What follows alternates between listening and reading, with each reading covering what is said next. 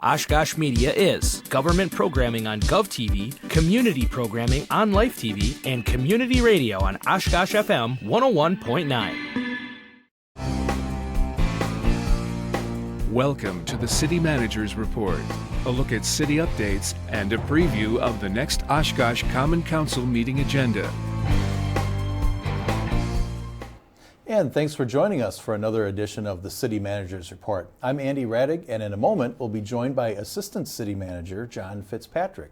As usual, in the first half of today's show, we'll have some municipal news updates, including items from city departments and things happening in Oshkosh. In the second half, we'll highlight items from the upcoming Tuesday, March 28th, Oshkosh Common Council meeting agenda. And with that, we bring in our Assistant City Manager, John Fitzpatrick. John, thank you for being here today. Thanks, Andy. It's good to be here. All right. Well, let's dive right in. Spring means that road construction projects are getting started, and I think folks are starting to see some of the work happening around the city. One particular project that I think a lot of residents have been very excited to see come around is Wisconsin Street reconstruction. And there's a lot of work happening over there. Absolutely. You know, before we get into Wisconsin Street, I think everybody's ready for spring, for sure. And we're officially have hit the first day of spring, so that's a real milestone. I think everybody was looking forward to. But you're right, Wisconsin Street, it's a pretty busy thoroughfare for us, especially with the connectivity to Murdoch and then connecting to the university, the area by the university. It looks like we have some video, and there's one small segment that I think was not quite as bad as the others. But this is a project that we receive a lot of questions about, or have received a lot of questions about over time. I think you know that, Andy, and I think everybody is going to breathe a sigh of relief when we're able to get this completed. It should be really nice, not only for the pavement, but also some of the infrastructure below that. Right, and speaking of the infrastructure, so not only is the actual surface of the road being updated, but it's the sanitary sewer, the water main, the storm sewer and laterals, and all of that infrastructure underneath the road, as illustrated in this graphic, is being updated. As well. I think that is a really great graphic that I know Public Works has developed for people to understand, and we haven't always addressed roadways in this manner. It's been something that, I think has evolved over time, especially because, we enjoy the abundance of water where we live, and there's been a lot of work that's been done with stormwater management. And so rather than just take a look at the surface of the pavement, and pavement distress inventory is kind of a common term and methodology that a lot of communities use to try to determine how to prioritize street projects. We have to go the extra mile, I guess is pun intended, and take a look at what's below the surface. And then we plan our projects in a manner where we try to comprehensively or three-dimensionally look at, all those areas in order to plan our projects, so we don't just take care of the surface and then have a problem with some of the infrastructure and have to dig that brand new surface up, right, and then address some of those areas for not only sanitary or stormwater, but sanitary sewers underneath the roadways. So it's a process to consider that, and then also try to think about ancillary projects so we can maximize the citizens' tax dollars in terms of, hey, we have this sewer, it's this age, and we have this, pavement issue. What makes sense? And I think Public Works does a really great job trying to coordinate that and make it as efficient as it possibly can for our spending of the taxpayers' money. They have all of those considerations in mind. Absolutely. Sure. Another project that has recently begun is over at East 9th Avenue, and this is that extension of 9th Avenue that will connect up over to the railroad tracks. Right. I think for people that have lived in Oshkosh for quite a while, it's something that I think people are looking forward to. And the extension of 9th into that location, and we have some pretty good video there that illustrates this. I think it's going to be very convenient. I know we're all looking forward to the future development of Ninth. But this is not only going to service Pioneer Island, but it's also going to be important because of the new development that's planned in the Sawdust District with T-Wall. Right, and that's all coming around. Construction should begin this year. So this is all part of, residents will see a lot of work in that area. So there's a lot to be done. And I know in past shows with City Manager Roloff, you've talked about that T-Wall development. And I think that in conjunction with the other development on the south side of the river with the Theta Care Micro Hospital, it's really going to boost the development of that whole south side of Oshkosh. I think it provides us with many, many opportunities to continue to improve that area. Right, totally agree. And bouncing around town, going over to the west side, over at Witzel Avenue, kind of in the area of West Haven Drive and westward toward Oakwood, there's been some work that's been underway over there, and that's to install some new sanitary sewer and laterals, water main and laterals, and they're working on that right now, and eventually we'll get the new concrete pavement put back in place. Right, yeah, we've had quite a few questions. I know a lot of people have approached me and said, hey, what's going on over there? Especially when we had the area dug, earlier in this year. And I think there was at one point in time some mulch that was over that area, and people were like, hey, what's going on there? This is kind of unusual. And actually, just some fun facts associated with that, the purpose of that mulch was to try to prevent some frost penetrating the roadway and into those new the new piping that we were placing in there for this project that you just described. But as you can see from the video that we have, that's all been removed, and there's been some preliminary coverage of those areas that are being improved, and then ultimately, as you said, that'll all be covered with actual pavement, and it'll get back to normal. But for a while, people were, it was a curious thing for them, like, what's going on here? This seems a little strange. Sure. So that's really the backstory associated with that. Right, and in addition, there will be some new sidewalk installed on Witzel, both the north and south side, west of West Haven Drive. So there's some additional sidewalk going in, and the underground utilities are anticipated to be complete as of March 24th. And the final phase, as the information is, concrete paving, sidewalk installation, and landscaping are anticipated to be complete in mid-May. Right. So it's all underway. Along. Right. All right.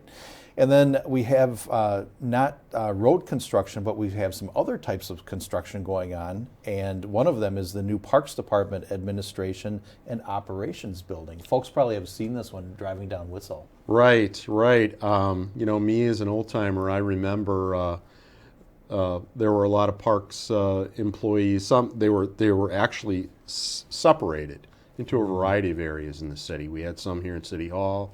We had some in various locations. But I think more recently, the majority of the employees have been housed in that area where the construction's actually taking place now. And it looks like we have some video of that. And that building that we had used was a building that was used, and that's being very kind to when we actually acquired it. And there were administrative folks out there. There were some folks that were working on vehicles out there. We had not only parks, but our forestry area out there. And it just was not conducive to being an efficient and effective operation.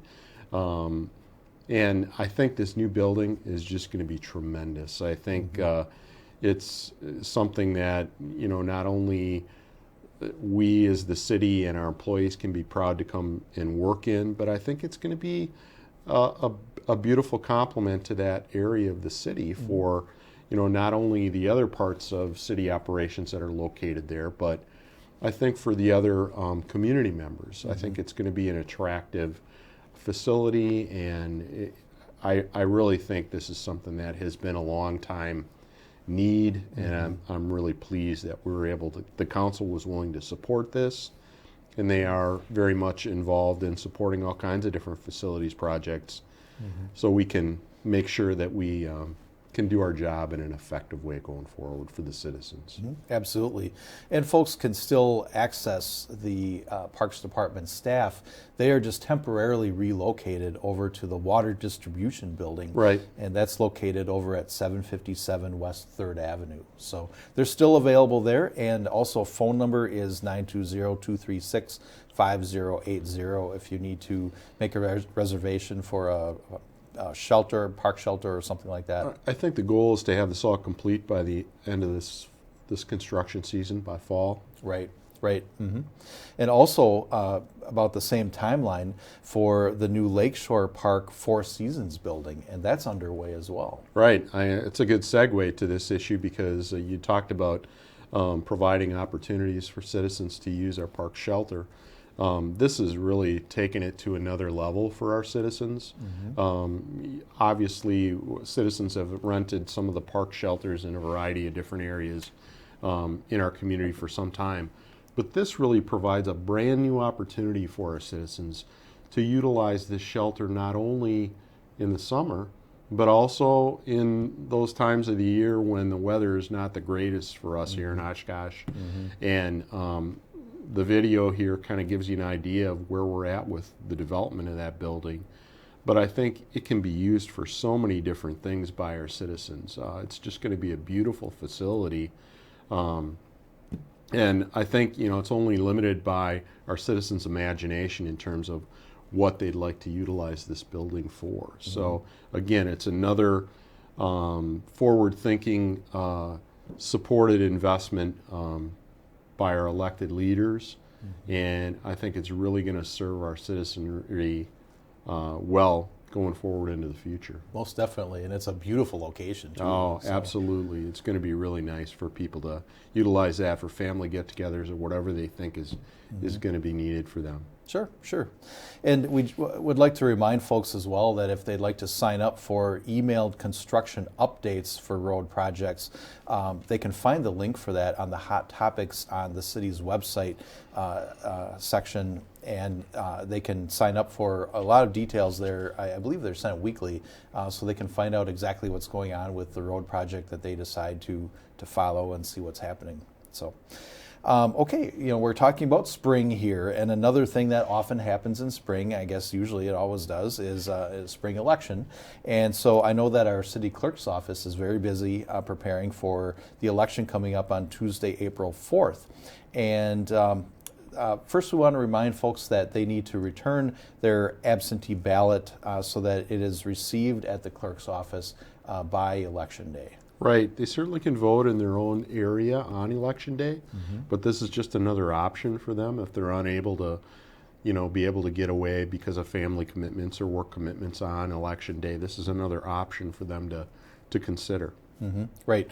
And those absentee ballots, if folks are voting by absentee, they cannot use the drop box at City Hall. They must return their own ballot to the clerk's office window.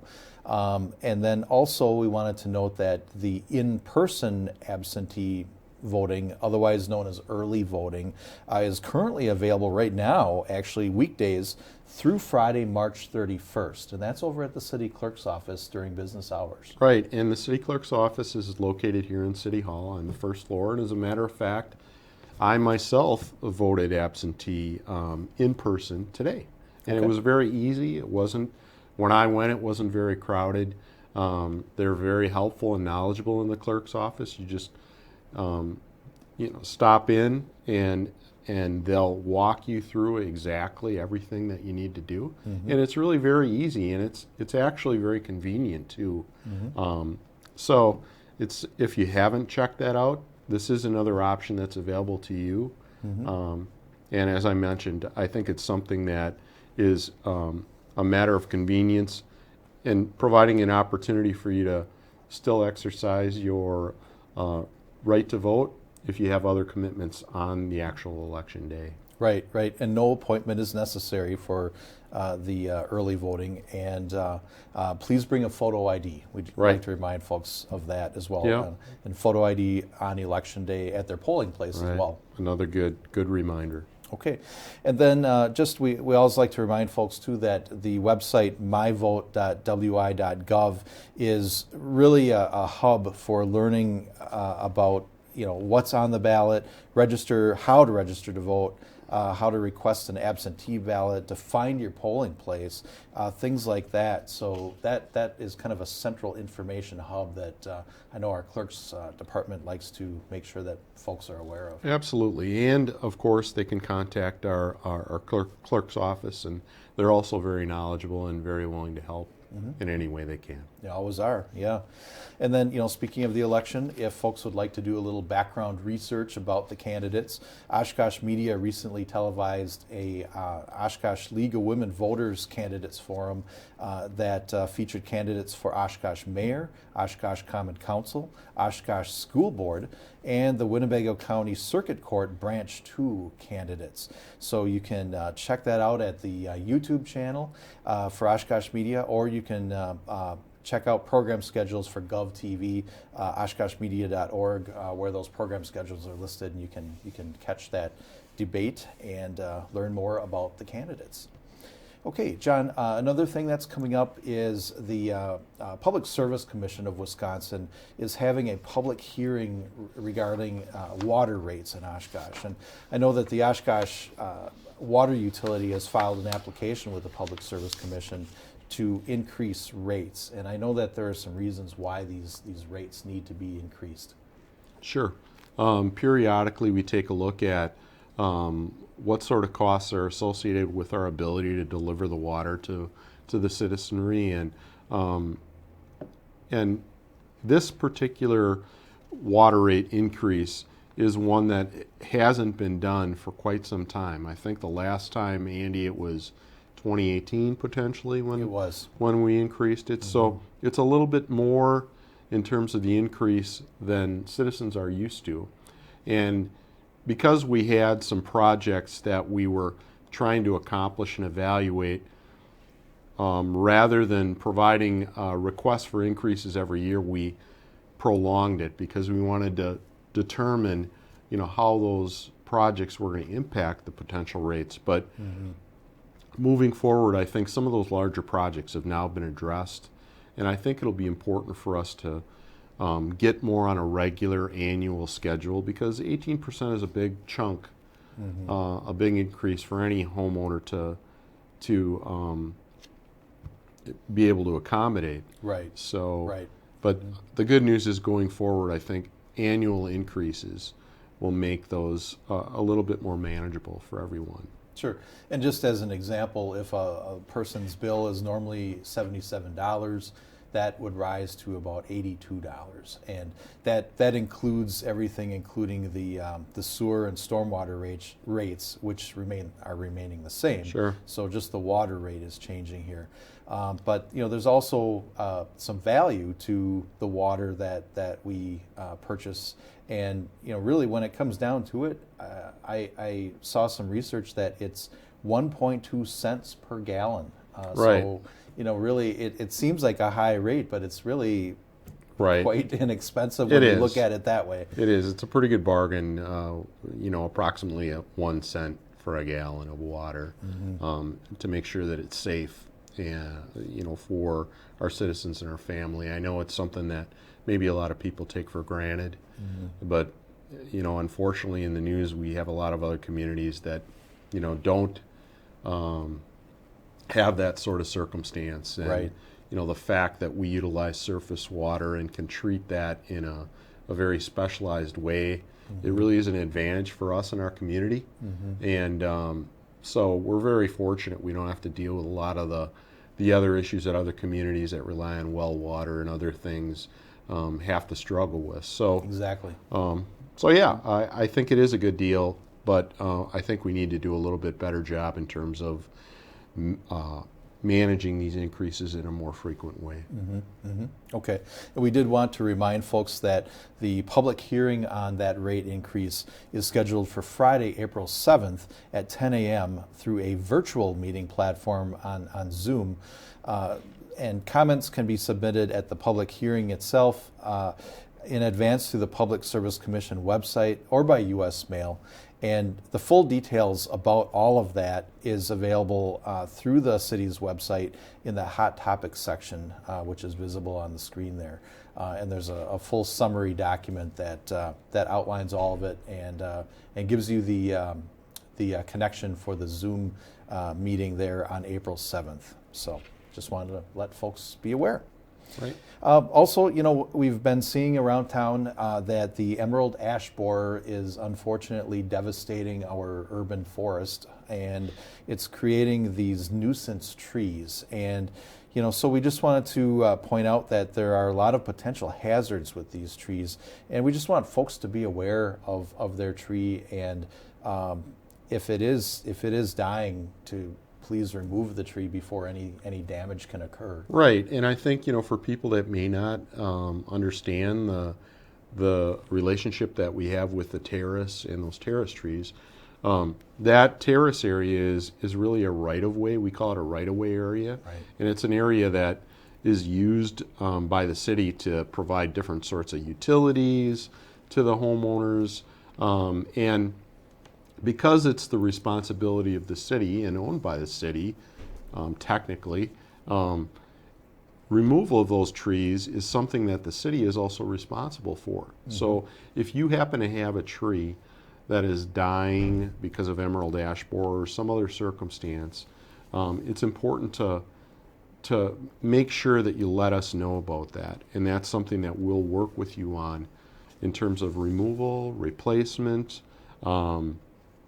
and it looks like we have some video here of emerald ash borer, and we knew it was coming into our area, and we were monitoring it for quite some time.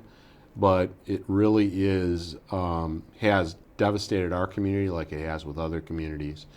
And that's the bad news. The good news is it provides us an opportunity to now continue to diversify our urban forest.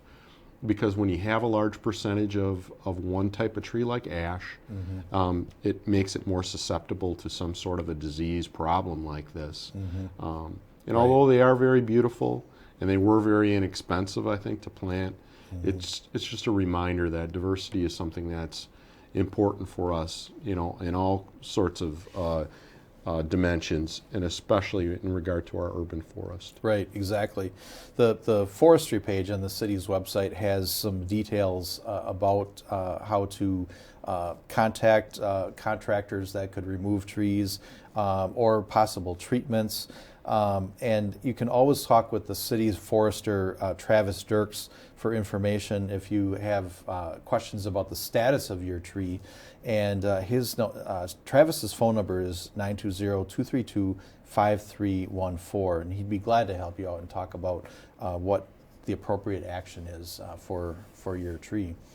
One other item that we wanted to point out, John, is that we recently had the State of the City program on March 13th, and this was really a great program. It was great to be back in person, and we'd like to encourage folks to check it out if they weren't there in person. It is posted as a video on the Oshkosh Media YouTube channel. Yes, it was great to get back in person, get together with citizens. I know Oshkosh Media, all the departments, city manager Roloff did a great job. And you can see how hard all the city employees worked by the speed in which that video took place. That was real time, real right? time, yeah. right. Now, this is some of the more actual activity that took place in natural time. But it was really nice to get together and talk to citizens again because it's been a while because of our virtual meetings that we've had the last several years. So. Right. So folks can check that out, State of the City, on Oshkosh Media Gov TV or the Oshkosh Media YouTube channel to view anytime. Okay, well, it's time for us to take a short break. Please stay with us for highlights from the upcoming council meeting agenda. We'll be right back.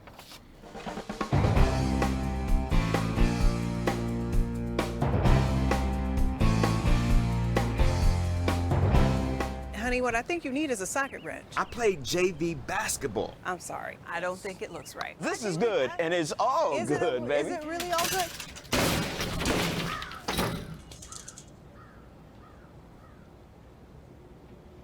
If you love me enough to routinely test your handyman skills, not to mention the strength of your marriage, then of course you'll visit nhtsa.gov/therightseat to make sure I'm in the right car seat. I'm gonna call my dad.